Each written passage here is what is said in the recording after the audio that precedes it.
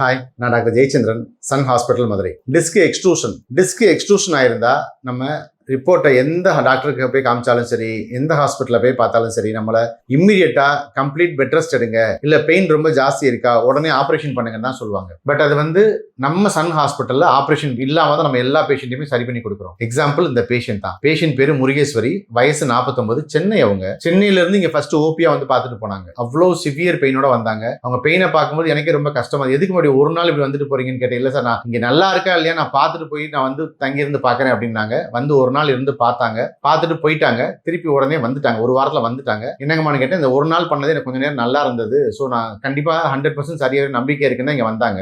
அவங்களுக்கு L4 L5 லெவலில் disk extrusion. ஆக்சுவலாக ஒரு 6 மாசத்துக்கு முன்னாடி ஒரு MRI எடுத்திருக்காங்க. அதுல வந்து டிஸ்க் ப்ரொட்ரூஷன் தான் இருந்தது. அட்மிஷன் ஆகிறதுக்கு ஒரு மாசம் முன்னாடி எடுத்தப்போ டிஸ்க் எக்ஸ்ட்ரூஷன் ஆயிடுச்சு. டிஸ்க் ப்ரொட்ரூஷனும் இருக்கு, டிஸ்க் எக்ஸ்ட்ரூஷனும் இருக்கு. Severe osteoporosis. இத்தனைக்கு அவங்களுக்கு வயசு 49 தான் ஆகுது. ஆனா சிவியரா எலும்பு ஸ்ட்ராங் இல்லாம இருந்தது, எலும்பு தேய்மானம் இருந்தது. இவங்களுக்கு நம்ம சன் ஹாஸ்பிட்டல்ல காலையில் 9 மணிலேருந்து நைட் 9 மணி வரைக்கும் கண்டினியூஸா நம்மளோட அட்வான்ஸ் ட்ரீட்மெண்ட்ஸ் எல்லாமே கொடுத்ததோட சேர்த்து ரோபோஸ்பைன் ஃபைனல் டீகம்ப்ரஷன். இப்போ ஆப்ரேஷன்ல இருந்து எப்படி தப்பிக்கிறது, பெயினை சரி பண்ணிட்டோம், சிம்டம்ஸ் எல்லாம் குறைச்சிட்டோம், ஓகே, போயிட்டு ஒரு 6 மாசம் கழிச்சு திருப்பி உங்களுக்கு ப்ராப்ளம் வந்ததுன்னா அப்ப திருப்பி நமக்கு சங்கடமா இருக்கும்ல. ஸோ இவங்களுக்கு டீகம்ப்ரஷன் மூலமா அந்த நர்வ் ரூட் கம்ப்ரஷனை கம்ப்ளீட்டா சரி பண்ணி கொடுத்துருக்கோம். இது வரைக்கும் இப்போ நம்ம அந்த லாஸ்ட் 1 இயர்ல நம்மளோட சக்சஸ் ரேஷியோ எடுத்து பார்த்தோம்னா 99% கண்டிப்பா பேஷண்ட் சரியாயிடுறாங்க. ஸோ தைரியமா வாங்க, உங்களை ஆப்ரேஷன் இல்லாம சரி பண்ணி கொடுக்க ஹெல்ப் பண்றோம். பேஷண்டோட ரிவ்யூ வருது பாருங்க. உங்களுக்கு ஸ்பைன்ல சிவியரா ப்ராப்ளம் இருக்குன்னு நினைக்கிறீங்களா, உங்களோட MRI ரிப்போர்ட்டை, உங்க எக்ஸ்ரே ஃபில்ம் எனக்கு அனுப்பிவிடுங்க. நான் பார்த்துட்டு சொல்றேன் ஆப்ரேஷன் பண்ணுவோமா வேண்டாமா, ஆப்ரேஷன் இல்லாம சரி பண்ண முடியுமா அப்படின்ட்டு. தேங்க்யூ. இது முருகேஸ்வரி அம்மாவோட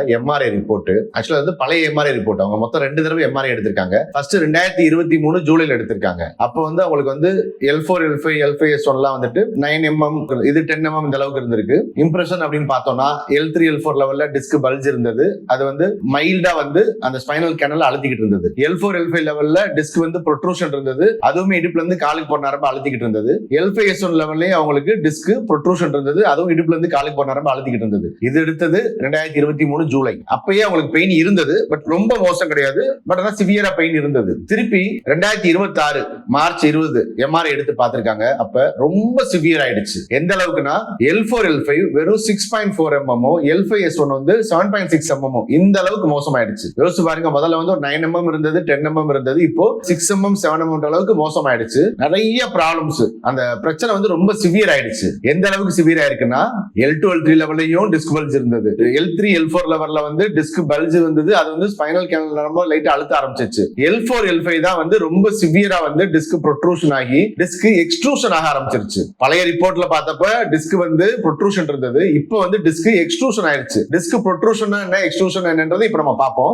L5S1 லெவல்லையுமே டிஸ்க் ப்ரொட்ரூஷன் இருந்தது. கண்டினியூஸா அவங்களுக்கு ப்ராப்ளம் இருந்தது. பாருங்க எந்த அளவுக்கு ப்ரொட்ரூஷன் ஆயிருக்கு, எக்ஸ்ட்ரூஷன் ஆயிருக்குன்னு பாருங்க. இந்த அளவுக்கு மோசமாயிடுச்சு. நல்லாவே பிதுங்கி வெளியில இடுப்புல இருந்து காலுக்கு போற நரம்பு அழுத்த ஆரம்பிச்சிருச்சு. இந்த அளவுக்கு பிதுங்கி வெளியில வந்ததான் நம்ம கம்ப்ளீட்டா நம்ம சன் ஹாஸ்பிட்டல் இருக்கிற ரோபோஸ்பைன் மூலமா ஸ்பைனல் டீகம்ப்ரஷன் மூலமா ஆபரேஷன் இல்லாம கம்ப்ளீட்டா சரி பண்ணி கொடுத்திருக்கோம். இந்த அளவுக்கு மோசமா இருந்தாங்க. எந்த அளவுக்கு மோசமா இருக்காங்கன்னு பாருங்க. இந்த அளவுக்கு மோசமா இருந்தவங்க இப்ப நம்ம கம்ப்ளீட்டாவே சரி பண்ணி கொடுத்துருக்கோம். அவங்க நார்மலா இருக்காங்க, நல்லா நடக்கிறாங்க. இப்போ டிஸ்க் பல்ஜ்னா என்ன, ப்ரொட்ரூஷன்னா என்ன, எக்ஸ்ட்ரூஷன்னா என்ன, சிக்வெஸ்ட்ரேஷன்னா என்ன அப்படின்றது பிக்சர்ல பாத்துருவோம். பாருங்க டிஸ்க் பல்ஜ் எப்படி இருக்குன்னு பாருங்க.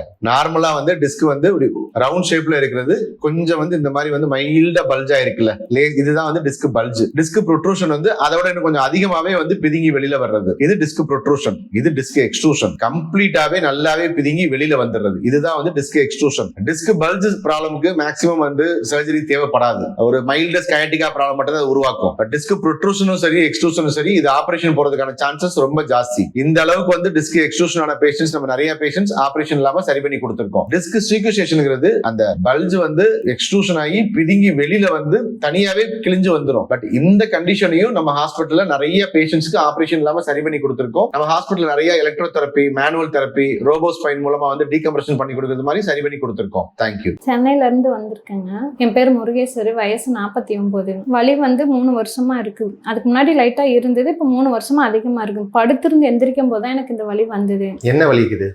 பின்னாடி சைட்ல தான் ஒரு மாதிரி இழுத்து பிடிக்கிற மாதிரி மாதிரி வலி வந்துச்சு. நாங்க அங்க நிறைய பக்கம் பார்த்தோம். 7-8 டாக்டர் பார்த்தபோது அவங்க வந்து சர்ஜரி பண்ணணும்னு சொன்னாங்க. அதுக்கு பயந்துட்டு ஆயுர்வேதம் போனோம். ஆயுர்வேதம் பண்ணி ரொம்ப மோசமாயிடுச்சு. நிலைமை ரொம்ப மோசமானதுக்கு அப்புறம் வந்து பக்கத்துல பிசியோ பண்ணி ஓரளவுக்கு சரியா இருந்துச்சு. அப்புறம் கொஞ்ச நாள் அப்படியே ஓட்டுனேன். மறுபடியும் டிராவல் பண்ணும்போது மறுபடியும் வலி வந்துருச்சு. நெட் செல்லு பார்ப்பேன். அதுல வந்து இன்ஸ்டாகிராம் பார்த்து தான் நான் சொல்லி இது பண்ணேங்க. அப்புறம் வந்து ஒரு நாள் இங்க நான் பார்த்துட்டு போனேன். ஒரு நாள் ட்ரீட்மெண்ட் பண்ணிட்டு போனேன். எனக்கு பெட்டரா தெரிஞ்சிச்சு. அதனாலதான் நாங்க வந்தேங்க சார். ஓகேங்கம்மா. இப்போ முத எப்ப ஸ்கேன் பண்ணீங்க?